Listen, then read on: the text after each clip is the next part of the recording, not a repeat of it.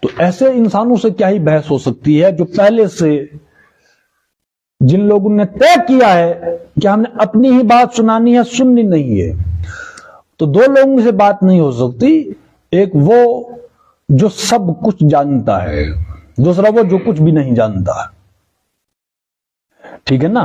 تو پہلے سے جس نے طے کیا ہو کہ میں ہی صحیح ہوں، باقی سب غلط ہیں، تو اس کو آپ کب بات سنا سکتے ہیں؟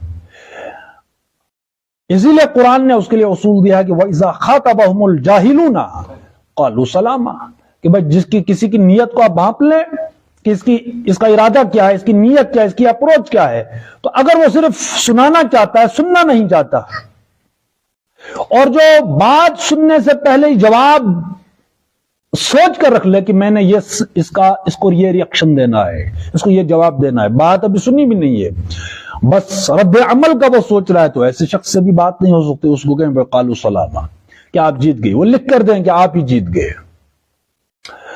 تو وہی بات ہوگی، حشر کو ہوگا یہ معلوم، اس کے ساتھ بھی یہی ہوگا کہ بھائی وہ جو عدالت تو لگنی ہے بڑی، ٹھیک ہے نا؟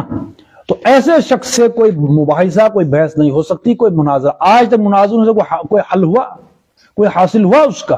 اپنی اپنی بات کہ بھائی آپ جو ہے وہ غلط ہے، جی میں غلط ہوں، جہاں میں غلط ہوں وہاں سے آگے آپ شروع کر دیں، بات ختم.